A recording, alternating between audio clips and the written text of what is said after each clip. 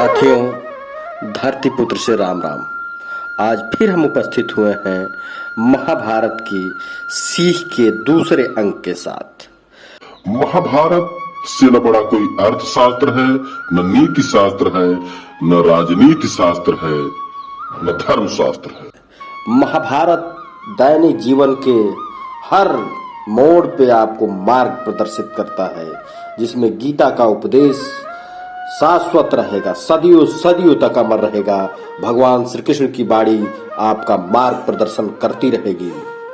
वैसे तो महाभारत के हर पात्र से कुछ न कुछ सीखा जा सकता है, लेकिन आइए आज देखते हैं जिसमें घटित घटनाक्रम को यदि वर्तमान के संदर्भ में देखा जाए तो काफी कुछ समस्याओं का समाधान हम स्वयं निकाल सकते हैं।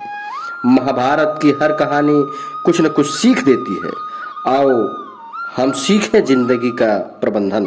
सबसे पहली बात, पारिवारिक एकता जो महाभारत से बखूबी देखने को मिलती है।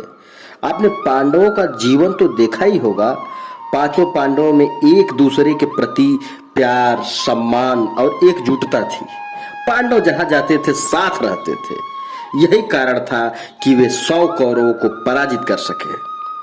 सभी के प्रति विनम्रता, दूसरी सीख देखें, सभी के प्रति विनम्रता। पांचों पांडव अपने से बड़ों के प्रति विनम्र थे। वो कभी भी अपने से बड़े को अपमानित नहीं करते थे। उनमें घमंड नहीं था और ना ही वे खुद को दूसरों से शक्तिशाली मानकर व्यवहार करते थे। उन्होंने धृतराष्ट्र को अपने पिता समान ही दर्जा दिया और भीष्म पितामह के समक्ष सदा सिर झुकाकर ही बात की। उन्होंने द्रोणाचार्य के प्रति अपने भक्ति को भी प्रदर्शित किया और श्री कृष्ण की शरण में रहकर सदा उनकी आज्ञाओं का पालन किया। तीसरी बात, विषम परिस्थिति को बनाए अपने अनुकूल। जब पांडवों को वनवास हुआ तो उन्होंने वनवास की विषम परिस्थिति में भी समय को व्यर्थ नहीं गंवाया। इस दौरान उन्होंने जहां अपने लिए राज समर्थन बढ़ाया, वहीं उन्होंने तप और ध्यान करके खुद को शक्तिशाली भी बनाया। इसी वनवास में उन्हें वह सब कुछ हासिल हुआ जो महल में रहकर कदापि नहीं हासिल किया जा सकता था। इसीलिए जरूर जाने कि परिस्थिति कैसी भी हो, परंतु उसे अपने अनुकूल बनाया जा सकता है।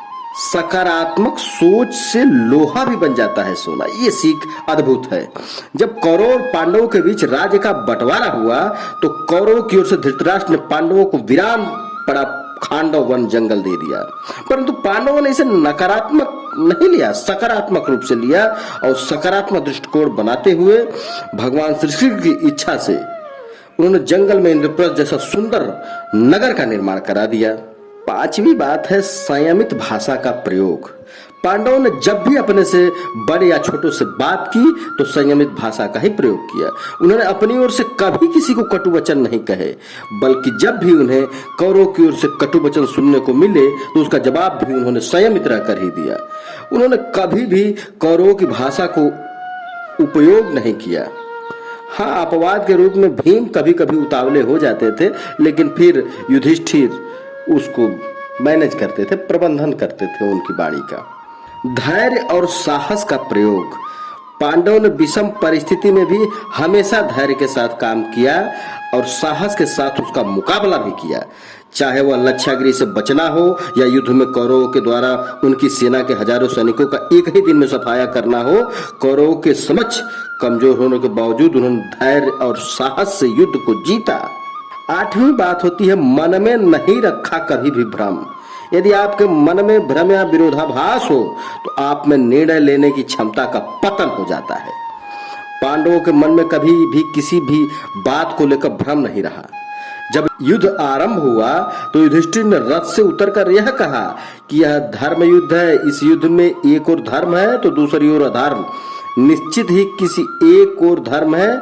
जिन्हें लगता है कि हमारी और धर्म है, उनके लिए अभी भी अवसर है कि वो हमारी ओर आ जाएं, और मेरी सेना में जिन्हें लगता है कि कौरवों की ओर धर्म निवास करता है, वे कौरवों की ओर चले जाएं, क्योंकि हम चाहते हैं कि युद्ध में अपना पक्ष स्पष्ट हो, जिसे किसी भी प्रकार का भ्रम न रहे।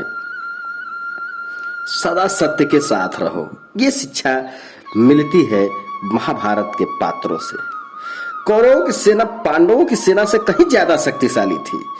एक से एक योद्धा, एक से एक रथी, एक से एक महारथी और ज्ञानी जन कौरवों का साथ दे रहे थे। पांडवों की सेना में ऐसे वीर योद्धा कमतर थे।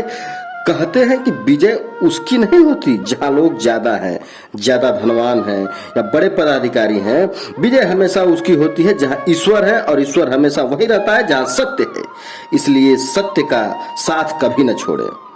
अंततः सत्य की ही जीत होती है। सत्य के लिए जो करना पड़े करो। पांडव हमेशा सत्य के साथ ही रहे।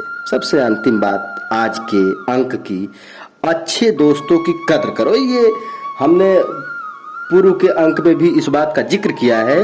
ईमानदार और बिना शर्त समर्थन देने वाले दोस्त भी आपका जीवन बदल सकते हैं। पांडवों के पास भगवान श्री कृष्ण थे तो कौरवों के पास महान योद्धा कर्ण थे। इन दोनों ने ही दोनों पक्षों को बिना शर्त अपना पूरा साथ और सहयोग दिया था। यदि कर्ण को छल से नहीं मारा जाता तो कौरवों की जीत तय थी। पांडवों ने हमेशा श्री कृष्ण की बातों को ध्यान से सुना और उस पर अमल भी किया, लेकिन दुर्योधन ने कर्ण को सिर्फ एक योद्धा समझकर उसका पांडवों की सेना के खिलाफ इस्तेमाल किया। यदि दुर्योधन कर्ण की बात मानकर कर्ण को घटोत्कच को मारने के लिए दबाव नहीं डालता तो इंद्र द्वारा दिया गया जो अमोघ अस्त्र कर्ण के पास था उससे अर्जुन निश्चित ही मारा जाता, और अर्जुन के मारे जाने के पश्चात कौरव सेना की विजय तय थी। दोस्तों, छोटी छोटी बातों को अगर हम ध्यान दें तो अपने जीवन में कठिनाइयों का सामना कर सकते हैं। लेते हैं धरती पुत्र आपसे विदा। राम राम।